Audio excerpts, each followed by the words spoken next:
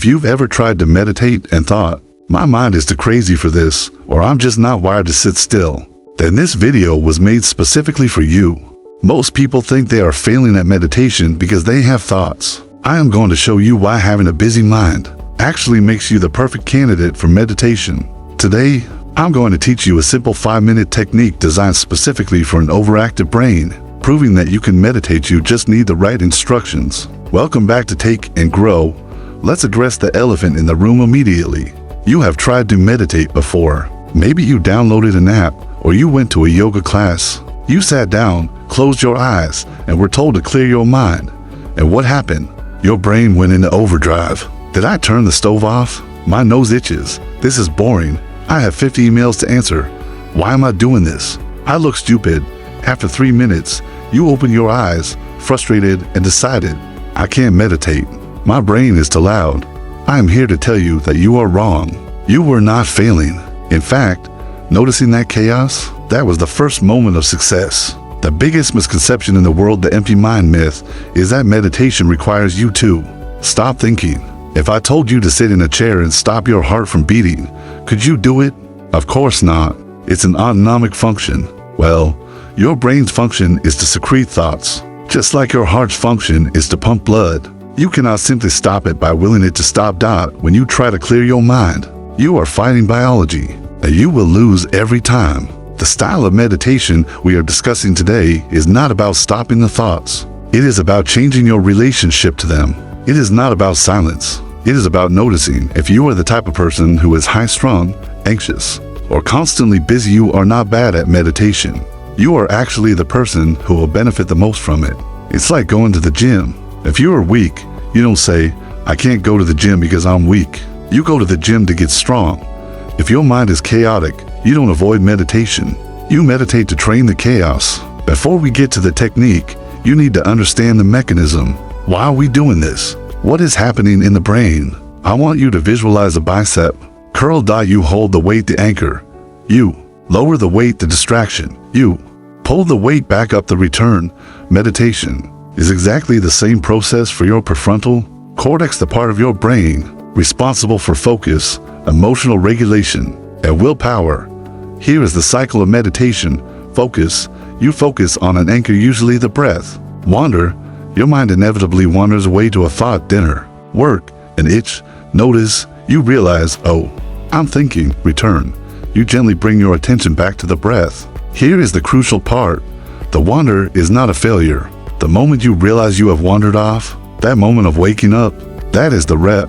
That is the bicep curl. If you sit for 5 minutes and your mind wanders 100 times, and you bring it back 100 times, you have just done 100 reps for your brain. That is a fantastic workout.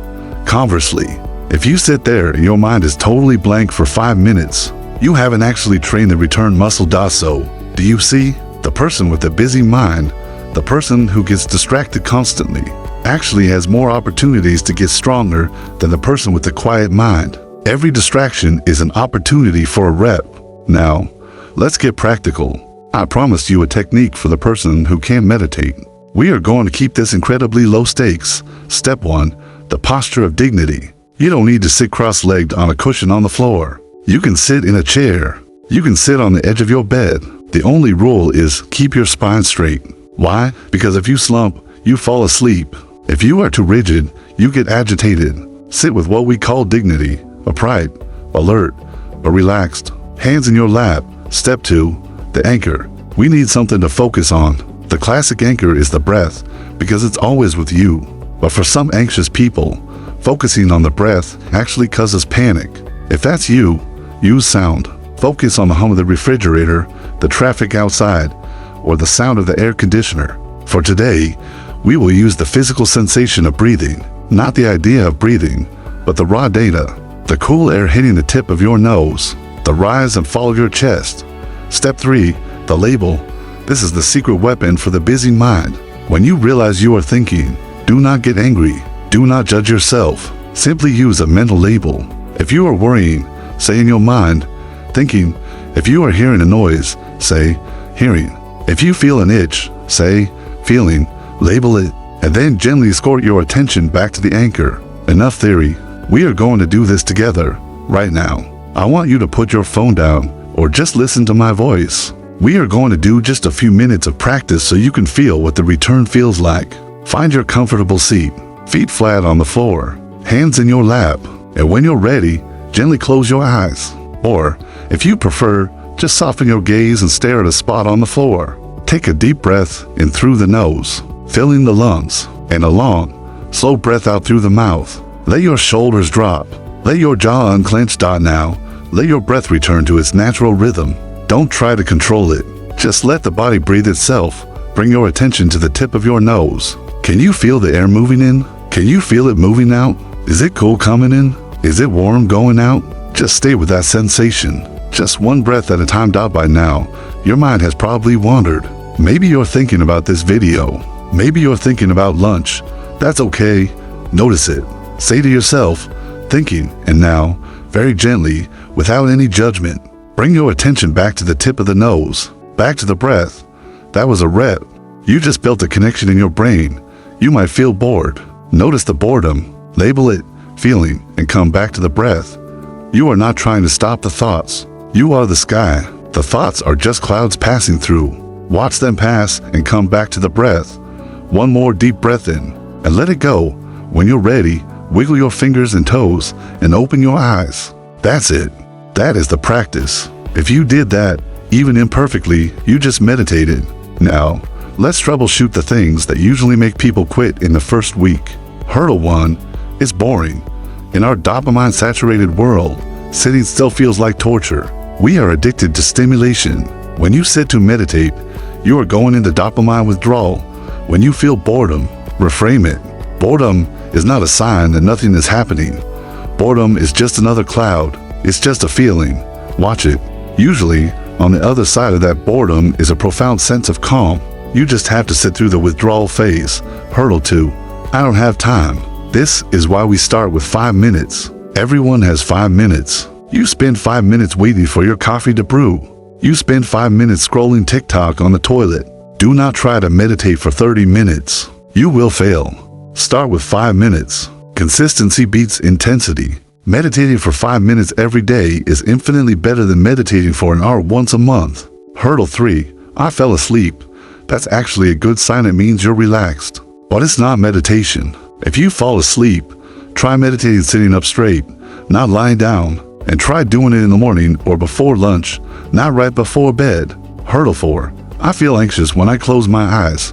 This is common. If closing your eyes makes you spiral, keep them open. Soften your gaze. Look at a spot on the floor about 3 feet in front of you. You do not have to close your eyes to be mindful. Why should you bother pushing through this initial discomfort? Why do the bicep curls for the brain? Because this skill transfers to everything else in your life. When you are in a stressful meeting and your boss yells at you, instead of reacting with anger the wander, you notice the anger the label, and you choose your response the return. When you are trying to do deep work, and you get the urge to check your phone the wander, you notice the urge, and you return to the work the return. Meditation gives you a pause button between the stimulus and your response. In that pause lies your freedom.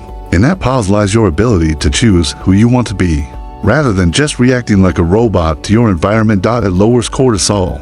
It improves focus. It increases gray matter density in the hippocampus, memory, learning, and decreases it in the amygdala, fear, stress.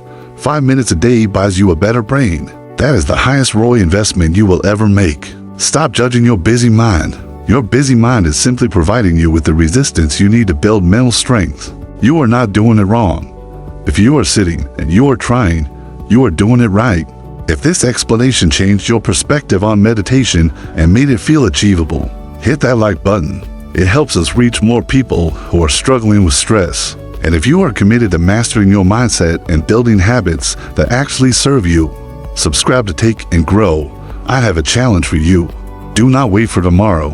Do not wait for the perfect time. I want you to try this 5-minute technique today, maybe right after this video ends, and tell me in the comments, what was the biggest distraction that popped up for you? Was it hunger, boredom, a specific worry? Let's normalize the busy mind in the comments. Thank you for watching. Breathe, and I'll see you in the next one.